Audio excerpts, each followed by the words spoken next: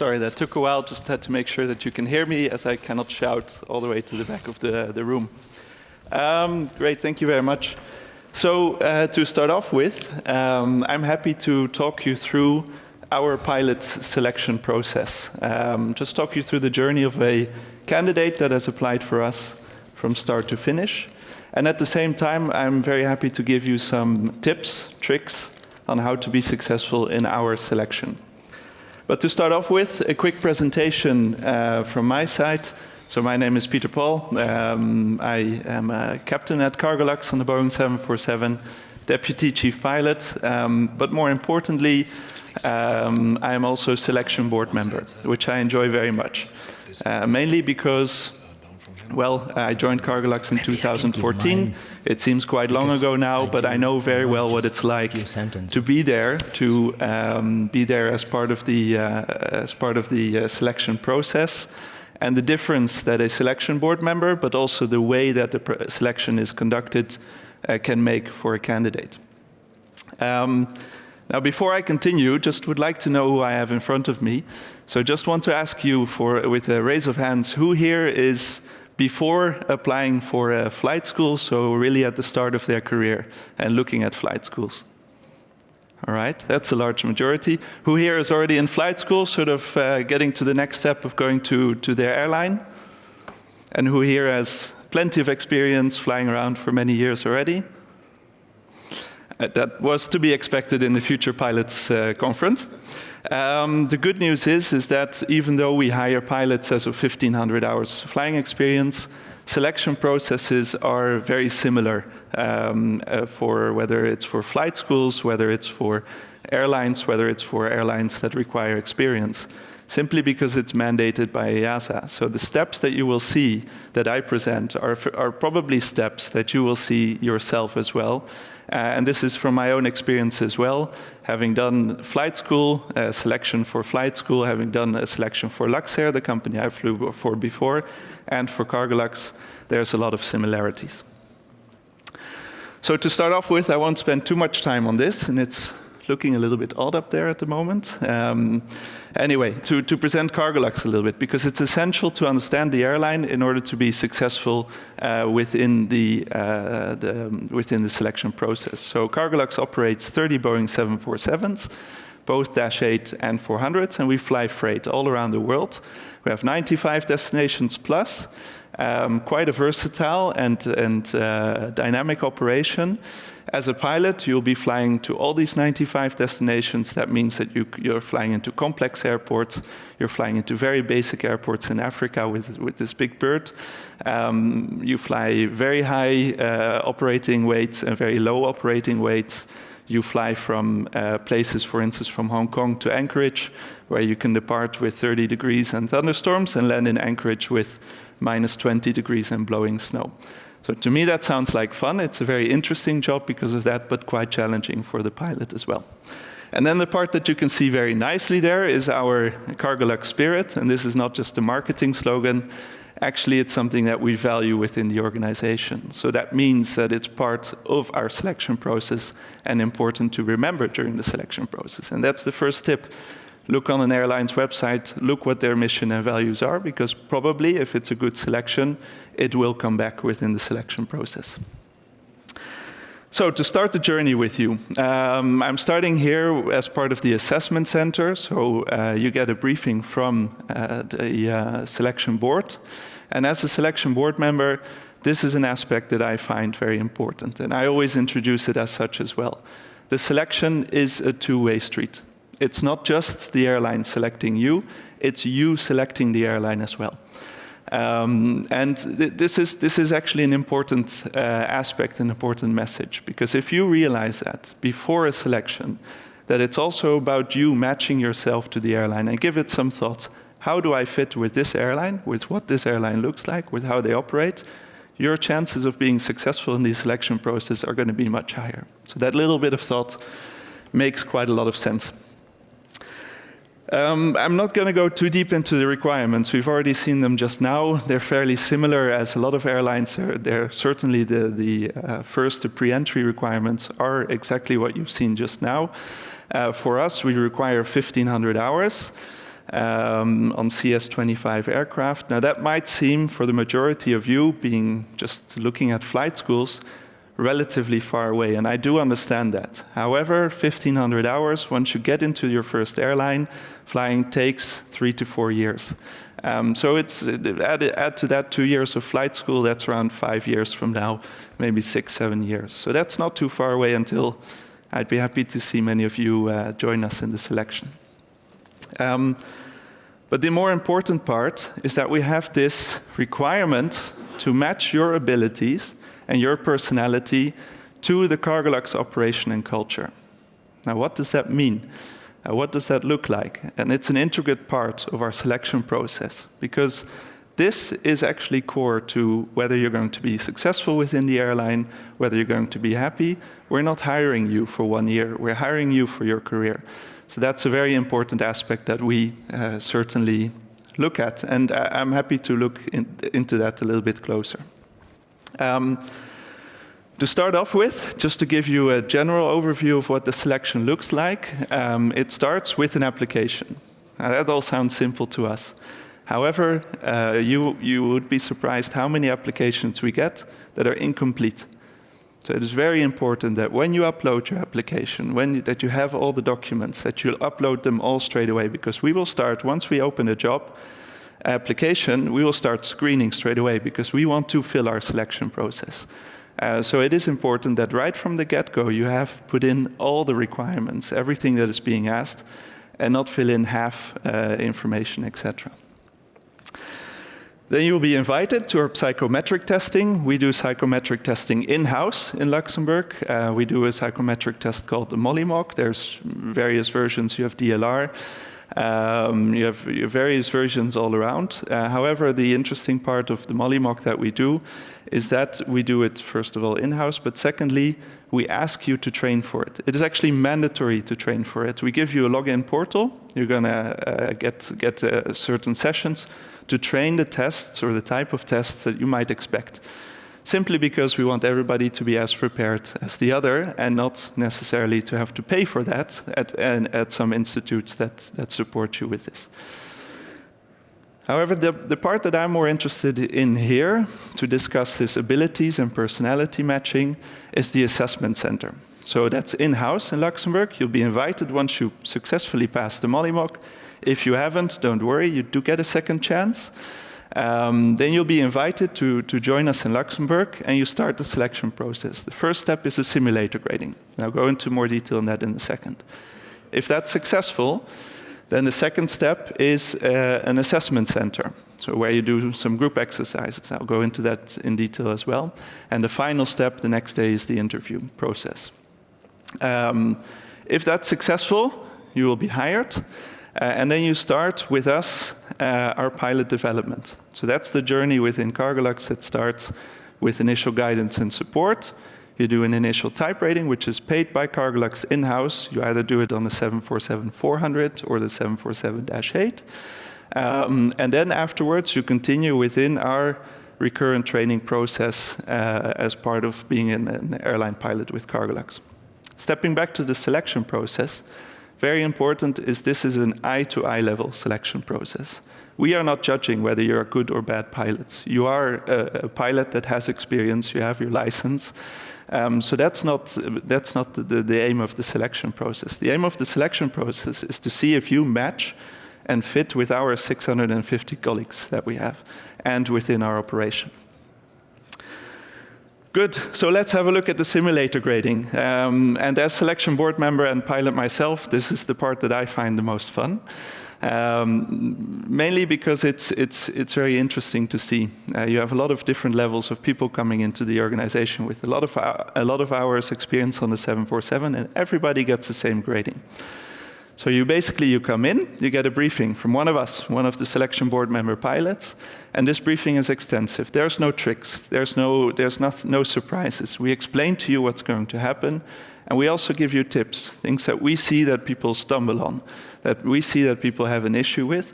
We know that when you're there, that you're going to be nervous, and we know that you're going to be stressed. And we can only see whether you're a really good pilot if you are at a lower level of stress and nervosity. So that's the aim of the briefing. So what does the selection look like, or the grading? Once you get into the cockpit, you do your cockpit preparation, you do your planning and your briefing, and then you do a normal takeoff on the 747, so either Dash 8 or 400, which is already a very nice opportunity. You do a small departure, you continue for some maneuvering, so this is to get you into flying in the aircraft, to get you used to the aircraft, and to see your manual flying skills. We don't expect you to get it right from the get-go. Actually, it usually takes an attempt or two, or it takes a bit of progress to get into it. But surprisingly, people get very, very good at it fairly quickly, actually. Then you do an IFR exercise, a little bit back to flight school. Holding, for instance, you prepare for an approach, and then you do an approach and fly the ILS. And all of this is manual flying. And for Cargolux, manual flying means autopilot off, auto throttle off, and flight director off. So it's really manual flying. And this is, coming back to our operation, required within our operation. Because we fly to airports where it's simply not appropriate to use the highest level of automation. So you need to be able to fly this aircraft, and thus you need to have the manual flying skills. What I do expect from you as well, once you're in the grading, is that you're going to make mistakes. This is normal. This is human. We, as pilots, we make mistakes as well. We're flying during the night. It's human to make mistakes. What's the most important aspect is that we see that you can move on from those mistakes. That you have a structure and a way, a hook, so to say, to get yourself back into the cockpit and stay ahead of the aircraft. And asking our training department to give you all a little bit of a tip there, we have an extract from our pilot skills list. There are more pilot skills required, but this is just one of it. And this is a tip, a hook, so to say, that helps you in gaining this resilience, in gaining a structure in this resilience. And that works basically by, first of all, focusing on planning and briefing. Very important once you sit in the cockpit, and when I sit in the cockpit together with a candidate for the selection, you can see if it's going to go well, if it starts with a proper briefing, with a proper planning, saying, I see these threats, I see these things where I could make a mistake, and this is how I intend to mitigate them. So that's a briefing focused on situational awareness, on being aware of what's to come once you do your departure, once you do your approach. And that situational awareness, that planning and briefing, moving on to situational awareness, allows for you to get a very high level of workload management. Because you've set your priorities. You've already told your colleague, even though it's a selection board member, but it's still a colleague in the cockpit, you've told them what is important for you. You've told them, and you've told yourself what you're going to look out for. And that, in the end, is a little hook that if you use that structure, planning and briefing, focused on situational awareness, in order for me to know which priorities I have to set and how to manage my workload, this structure, if you apply it within the selection process, then the resilience aspect for it will be aced. That will be done very well. Good, so you get the answer straight away afterwards, whether it's successful or not. You get an honest debriefing as well. We tell you if it's not good enough, or what we would see as areas to improve. And then the next day you're invited for the assessment center. So the assessment center focuses mainly on the interpersonal competencies. In the assessment center you will be with a group of other candidates, and you're going to do 2 group exercises which focus on how you behave within a group under a little bit of pressure, under a little bit of stress. And then a role play to see how you deal with personal conflicts, basically. Now, looking back at our values, which I told you were not just marketing values, but they're values that we carry at Cargolux, you might see 3 that you could identify here. That is leading by example, respecting each other, and working as a team. You are not in competition with the other candidates there. You are there to show that you can do this. So the people that do this, that respect each other, if we could give a job to everybody in the assessment center, we will. So there's no competition between one being better or not. We're matching people to our culture, and this is what is important for us. So this is what we want to see. We don't want to see you compete. We want to see you respect each other and work together. Once the assessment center is successful, again there, you get an answer straight away. Then you'll be invited for the interview the next day. And the interview is really focused on motivation and on job concept. For motivation, one of our values is pretty clear. We want to be dedicated and passionate. I think that's quite clear. And generally, everybody that takes the effort and that applies for Cargolux knows what the airline is and is motivated to join the airline. That usually is not a problem. The bigger issue is the job concept, though. There, if we look at our values, we see being flexible. Is that all there is to the job? I would say certainly not. Understanding the job is much more than that, and this is the difficult part. This is the area where there's some work for you to do before the selection process, because understanding the job concept is understanding what will my life look like at Cargolux. We have an off-day scheme where you have a block of 5 days off and a block of 7 days off. What does that mean? Well, that means that in between that period, you're going to be gone for a week and a half. What does that mean for my family? What does that mean for me as to where I live? Will I live in Luxembourg? Will I stay in an area where I have a social base, where I have people to support? Maybe if you have children or a family, you might need this support. So these are things that are related to the job concept, that go much further than just, for instance, being flexible. Or understanding that if you're flying for a week and a half and you're going all around the world, you're going to be flying during the night. You're going to have rests of 12 hours up to 2 days. You're going to be focused on rest, on your performance. What does that mean for you? What does it mean for you in your daily job? It's not all sunshine, that's for sure, and we'll touch up on that in a minute. So there's some questions that you can ask yourself. For instance, what will my life look like at Cargolux? How will I mitigate and manage the difficulties of flying at Cargolux? I really appreciated what Tobias said just now. It's not all sunshine. You'd be surprised in the interviews when I ask, well, what do you think are the benefits for you of joining us at Cargolux? You get answers from the get-go. You get Boeing 747 flying all around the world, Singapore, hotels, swimming pools, interesting approaches. And this is not the reality. Of course, it is there, and I really enjoy this job.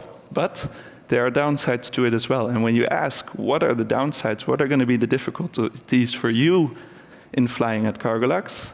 It goes silent, which is understandable because that is a difficult question to answer. But it is really important to us. It is really important for us to understand that there is a reality to flying at Cargolux, which is also not always as nice. It is a fantastic job, but you are flying through the night. You might have fatigue. You are going to be away from your family while your child is sick, for instance, or has a cold, or it's always at the wrong times. These are things to think about beforehand and to assess and to answer beforehand as well for yourself. Or, for instance, what is it specifically about the life or operation at Cargolux that will motivate me? Not just motivate me tomorrow, because obviously you want the job and you want to start the type rating, but that will motivate you in 10, 15 years from now. Just to think about that beforehand really raises your possibilities to be successful within the selection process. Good, so following the positive selection, you'll be invited to start a type rating with us. The type rating is fully paid, it's in-house at Cargolux, and it's really focused on getting you to the level of our operation. And it's done on the 747, or 400, or -8. And from there on in, you continue with the recurrent training program once you're released on the line. And our recurrent training program is part of what's called an ATQP training program, an alternative training and qualification program. What this does is that it allows Cargolux to 2 out of 4 of the recurrent simulator sessions that our pilots do during the year, to tailor them exactly to the needs of our pilots.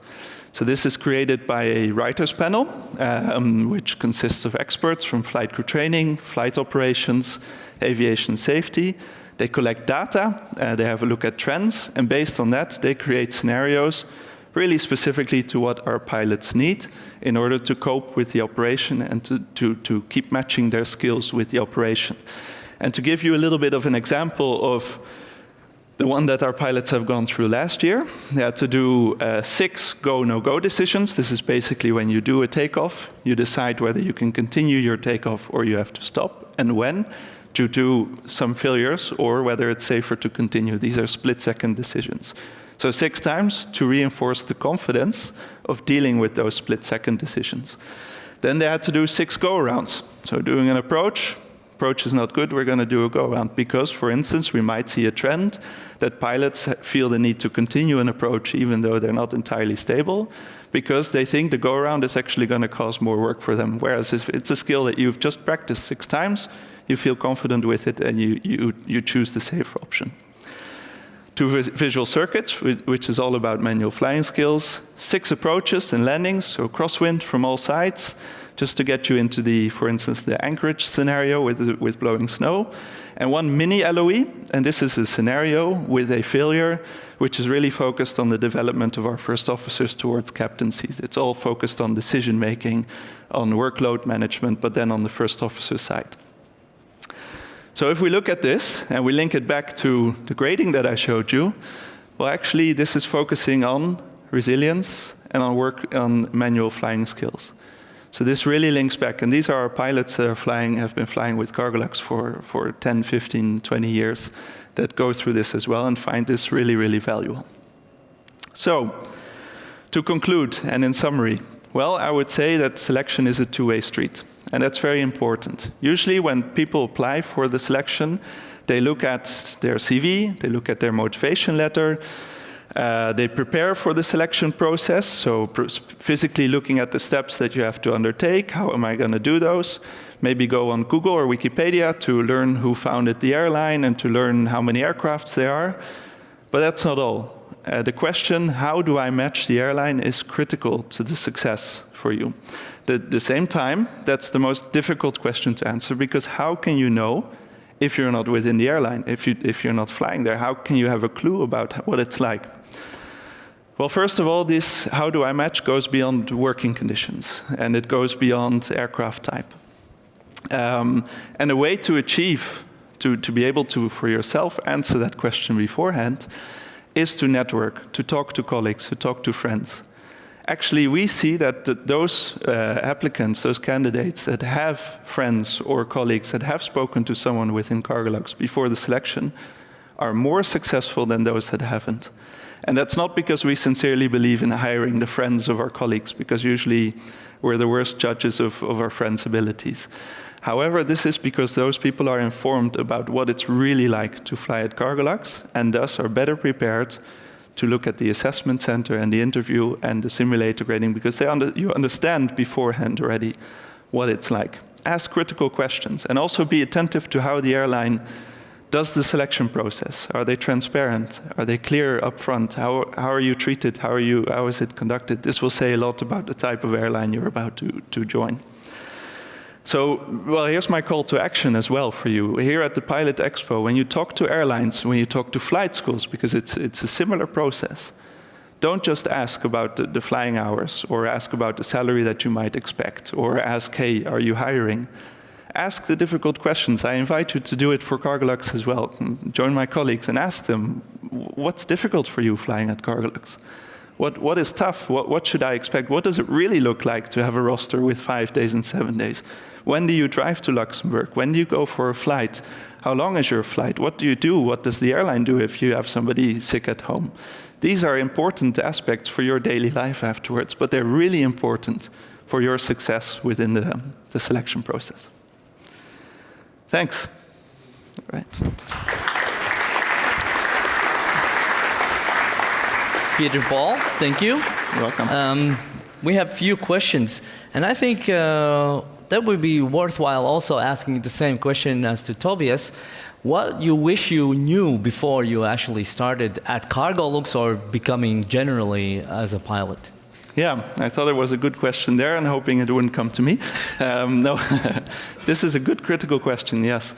What did I wish I knew? Well, I think I wish I knew that somewhat when you start your flight school.